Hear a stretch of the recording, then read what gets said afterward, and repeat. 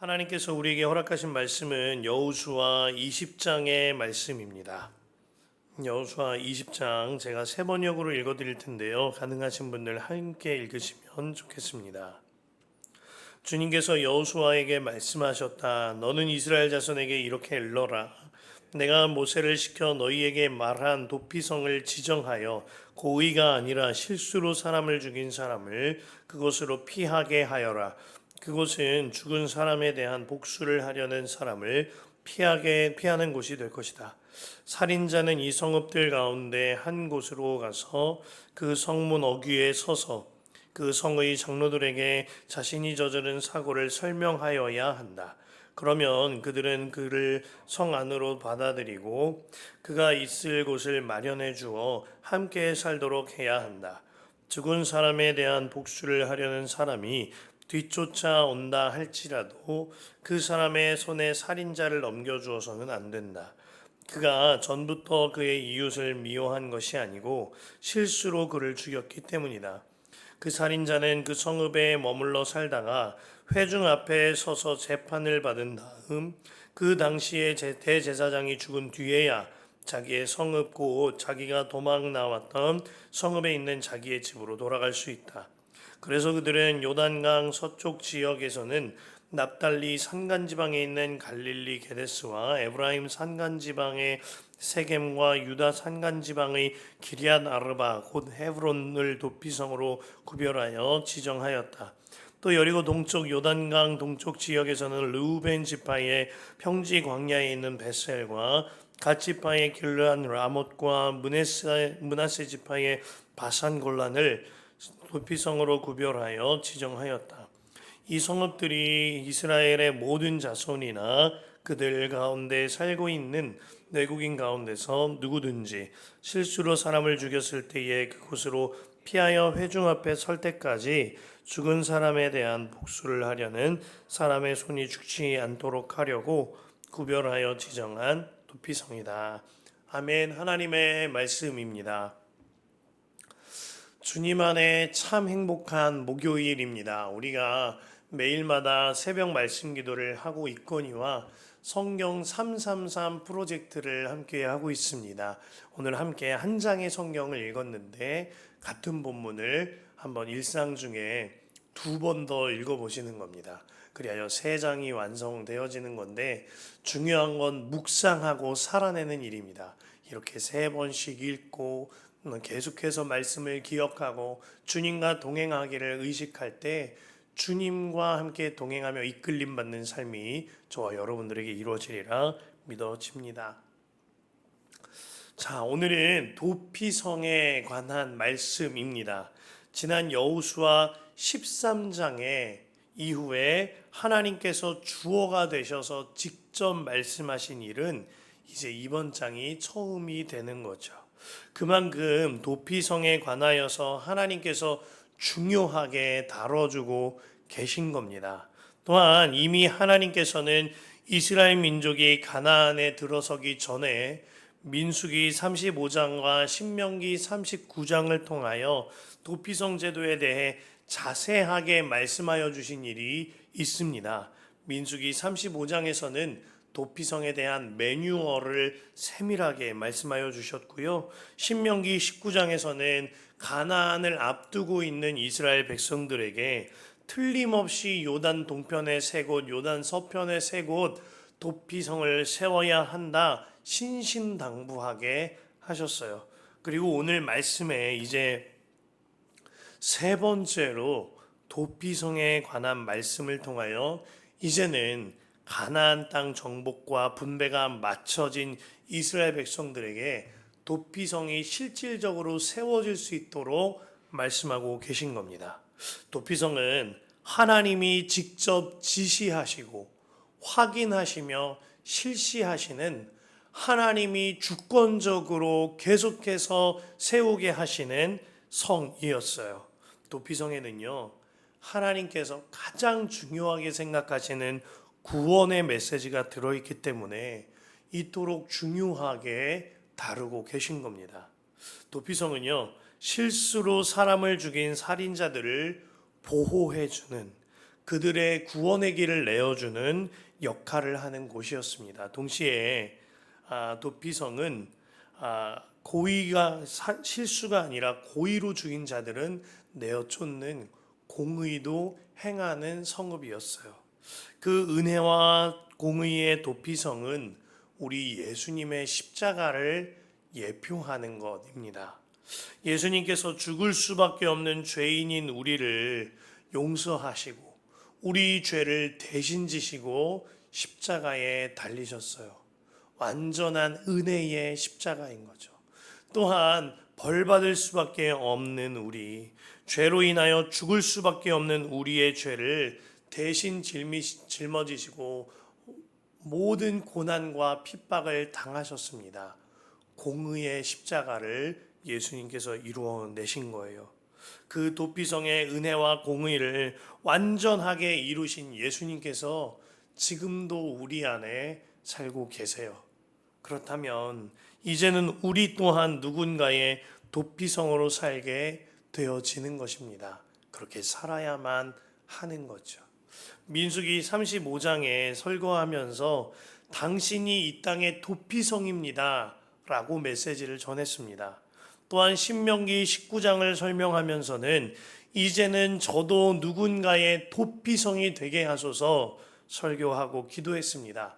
자, 그리고 오늘은 이 민수기 35장을 전한 날로부터 55일째가 되는 날이더라고요.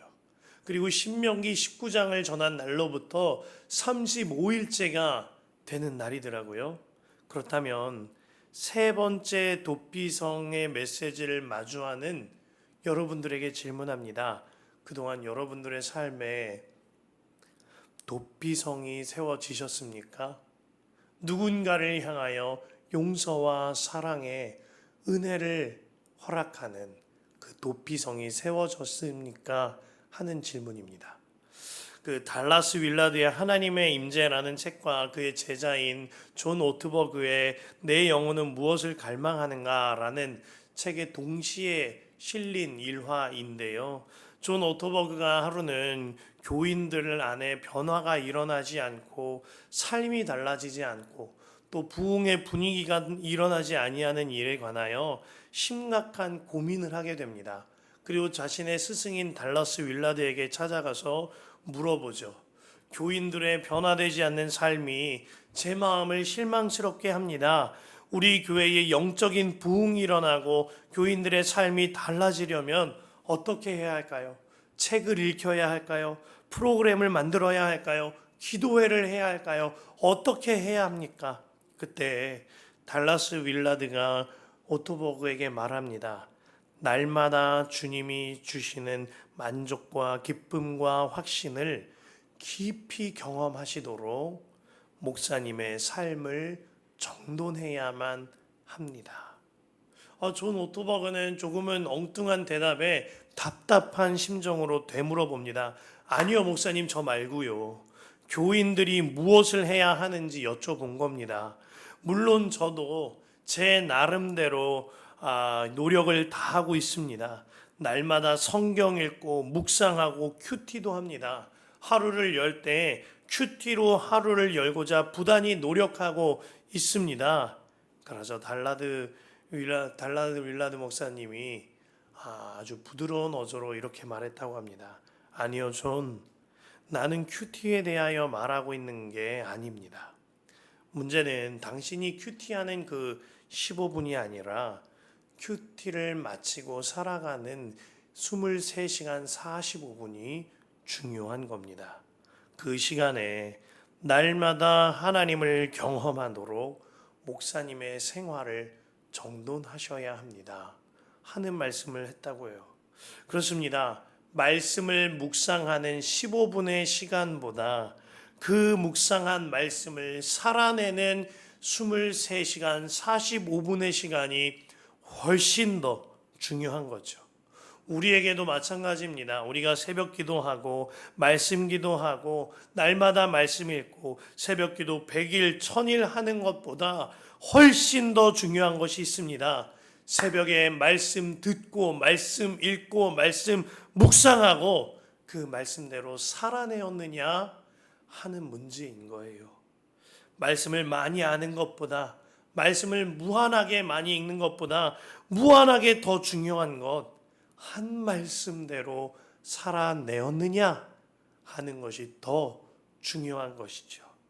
말씀 앞에 댈러스 윌라드가 존 오토버그에게 말하였듯이 저의 삶을 돌아보며 담임 목사인 제가 먼저 세워져야 했습니다. 저는 정말 그 말씀대로 살아내었는가?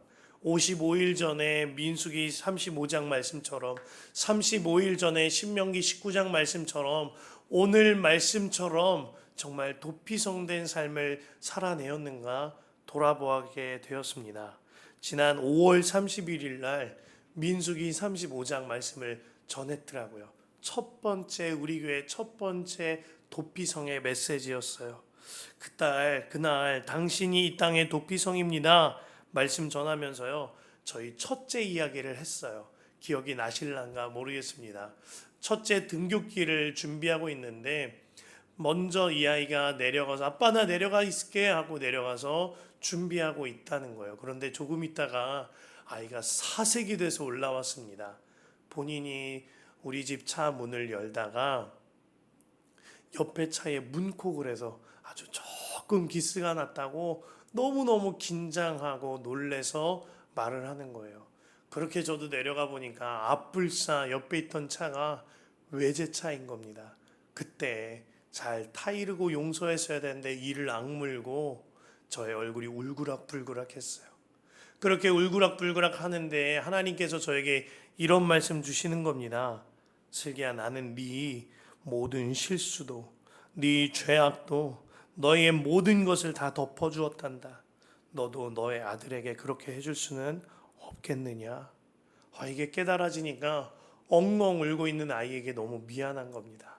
그래서 그날 아이 학교 공개 수업이 있었는데 가서 진심으로 미안하다고, 아빠는 하나님한테 모든 실수와 모든 죄를 다 용서하고 다 덮어줌심 받았는데 그 용서와 사랑을 내가 너에게 제대로 베풀지 못했다고 정말 미안하다고 사과하였습니다. 그리고 옆에 있는 문콕을 받은 차주에게도 말씀드렸을 때 그 차주가 이웃길이 괜찮다고 하셔서 수박 한 통 사드리고 잘 갈무리가 지어졌어요.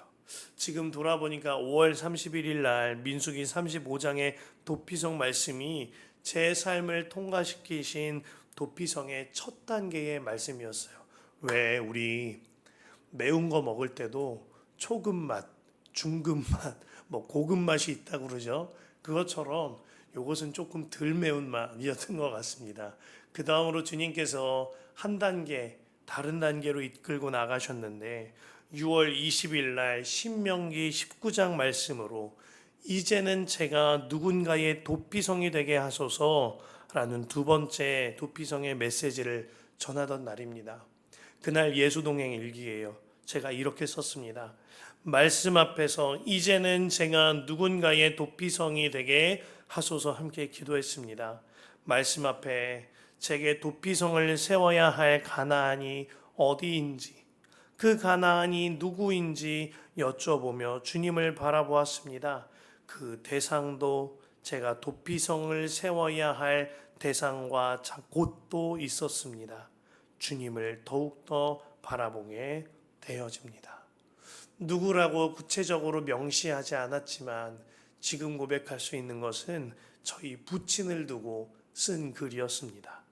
그 당시가 저희 부친께서 컨디션이 점차 좋아지지 않아지실 때쯤이었어요. 그로 인하여 저에게 전화를 하셔서 여러 가지 알아듣지 못할 말씀도 할 때였습니다. 30여 년 만에 되찾게 된 아버지, 이제는 내가 어떻게 케어해 드려야 하는지 고민스러울 시점이었습니다. 그때 주님은 저에게 슬기 너가 도피성이 되어 주어라 하시는 메시지를 주시는 것 같았어요. 그렇게 만나뵐 때마다 그 이후로 기도해드리고 병원에 모시고 다녔습니다. 그리고 그저께 화요일 날 저희 아버지를 담당하는 주간보호센터와 여러 연락이 오가면서 더 이상은 이제 인지 능력이 쉽지 않으신 터라 예배를 함께 드리는 요양원으로 모시기로 함께 마음을 모아 결정을 하였어요. 그 과정을 통하여 한 가지 너무나 감사한 은혜는 아버지께서 자신의 진정한 도피성 되신 예수님을 정말 만났다는 것이 주변의 보호자들에게도 보여진다는 겁니다. 평상시에는 오락가락하고 다른 이야기도 많이 하시다가 함께 기도합시다, 영접 기도합시다 하기만 하면 그렇게 눈물을 흘리시는 거예요. 저뿐만이 아니라 그를 케어하고 있는 보호센터의 팀장님이 함께 기도하십시다 말만 하면 그렇게 눈물을 흘리신다는 겁니다. 그렇게 하나님께서는 주변에 있는 사람들에게도 그의 구원의 확신을, 그가 도피성에 있음을 깨닫게 하여 주셨어요. 그때요. 그리고 나서 이제 오늘 본문을 마주한 거죠. 오늘 본문을 묵상하는데 주님께서 저로 하여금 누군가의 도피성이 되어주기를 원하시는구나 하는 마음이 깨달아졌습니다. 제 삶의 도피성이 되어야 할 두 번째, 아까 자식에게 도피성이 되는 것과 또 두 번째 도피성이 되는 문제는 또 다른 문제더라고요. 하나님께서 그 두 번째 대상은 아버지라 말씀하여 주셨습니다. 그러면 오늘 말씀을 통하여 저에게 있어서 이제 지금 이곳에서 살아내야 할 세 번째 도피성이 되어야 할 영역은 어디일까요? 기도하는데 저의 일상의 모든 순간이 제가 도피성으로 세워져야 하는 순간이다 하는 마음을 주십니다. 그리고 이제는 제가 섬기는 우리 교회와 모든 교우들을 도피성으로 세워야 한다 하는 마음을 허락하시는 것 같아요. 하나님께서 틀림없이 오늘 저와 여러분 모두에게 세 번째로 도피성에 대한 메시지를 주시는 까닭이 있습니다. 주님과 여러분만 아는 내가 도피성이 되어야 할 영역이 틀림없이 있어요. 주님께서 그 영역에 관하여 여러분 개인들에게 1대1로 말씀하여 주고 계신 거죠. 그대의 삶에 도피성이 되어 주어라. 그대가 도피성이 되어라 말씀하고 계시는 거예요. 우리가 붙잡을 말씀이기도 한데 2절과 3절에 너는 이스라엘 자손에게 이렇게 일러라. 내가 모세를 시켜 너희에게 말한 도피성을 지정하여 고의가 아니라 실수로 사람을 죽인 사람을 그곳으로 피하게 하여라. 그곳은 죽인 사람에 대한 복수를 하려는 사람을 피하는 곳이 될 것이다. 4절 말씀해 보면 그와 함께 살게 하여라 까지 말씀하고 계십니다. 세상은요, 복수해, 미워해, 등 돌려 합니다. 당연하지요. 자기의 의지와 없이 상관없이 행했을지라도 살인은 큰 죄니까요. 당연히 복수하고 미워하고 등 돌리고 그 사람에게 돌을 던지는 게 인지상정이죠. 그러나 하나님께서는 그 죄인에게도 그럼에도 불구하고 피할 길을 내주어라. 그가 살 길을 내주어라 말씀하고 계시는 거예요. 그곳으로 피하게 하여라. 그곳은 복수를 하려는 사람을 피하는 곳이 될 것이다. 그런데 이 도피성이 들어가야 하는 그곳에 피하게 하여라. 그곳이 될 것이다. 그곳에 예수님의 이름을 넣어 보시겠습니까? 예수님께로 피하게 하여라. 예수님은 복수하려는 사람을 피하는 곳이 될 것이다. 너는 예수님께로 피하여라. 너는 예수님께 피하여 복수하는 자들을 피하는 곳으로 숨어라. 이 말씀은 사실 우리를 보호하시고 우리를 살리시고자 하는 하나님의 메시지인 것입니다. 예수님께 피해라. 예수님은 피하는 곳이 될 거야. 이것은 곧 저와 여러분들이 먼저 받아 누린 예수님의 십자가의 은혜인 거죠. 우리는 원래부터 죽을 수밖에 없는 존재였는데, 진노 중에 있던 자들이었는데, 죄인이었는데, 그런 우리를 대신하여 예수님께서 대신 죽으심으로 우리를 보호하시고 살려내셨어요.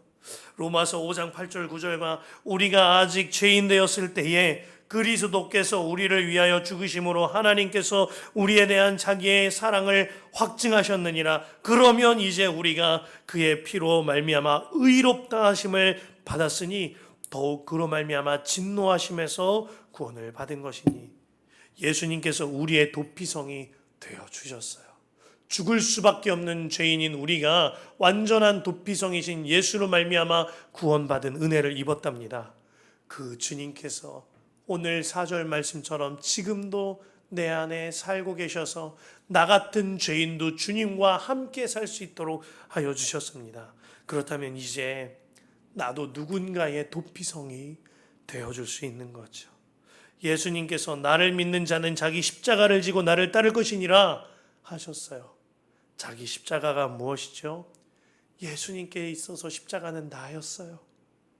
나에게도 사람 십자가가 있는 겁니다.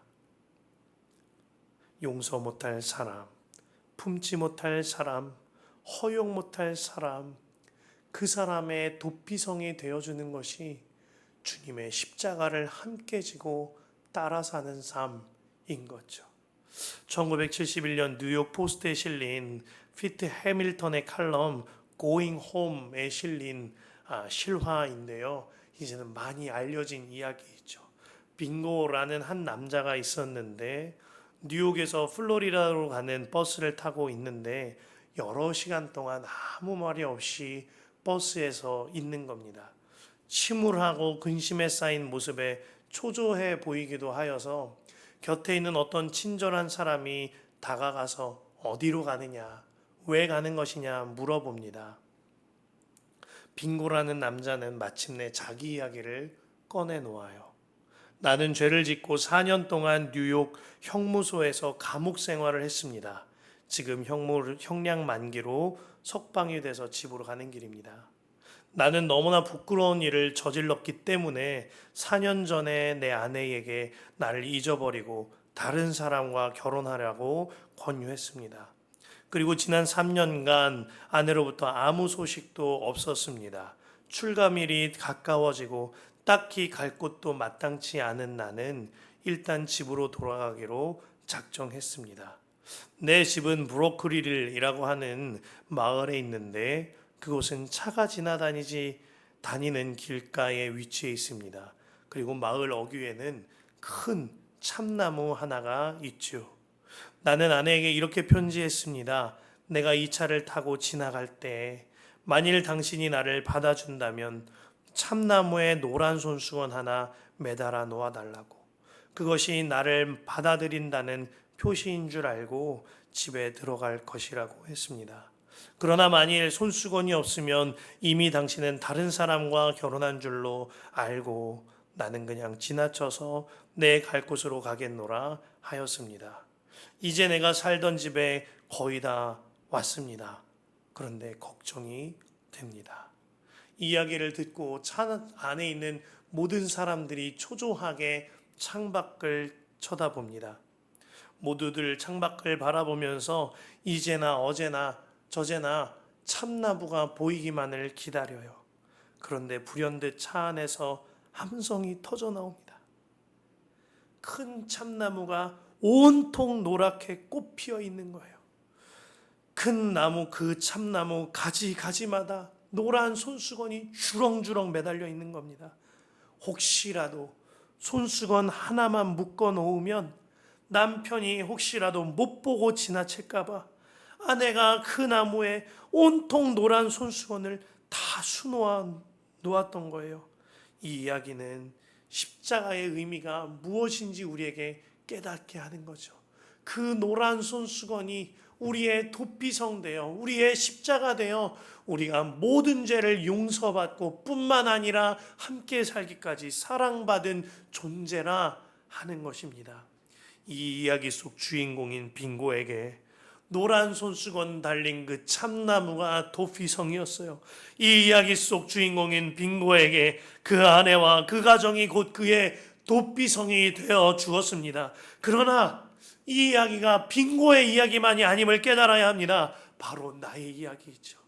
예수님이 내게 노란 손수건보다 더 짙은 보혈의 십자가를 세우사 나를 반겨 주셨어요. 십자가에서 두 팔 벌려서 아들아 내게 와라 말씀하여 주셨습니다. 그렇다면 이제 나도 누군가의 노란 손수건이, 나도 누군가의 십자가의 그 짙은 보혈의 사랑이 되어 주어야 하는 것이죠. 사랑하는 성도 여러분, 여러분들이 도피성이 되어야 할 영역은 어디이십니까? 누구이십니까? 지금까지 하나님께서 이 도피성에 관하여 3번 말씀 주셨습니다. 이제는 더 이상 하나님으로부터 2번 말씀하시지 않게 하는 저와 여러분 되시길 간절히 축복합니다.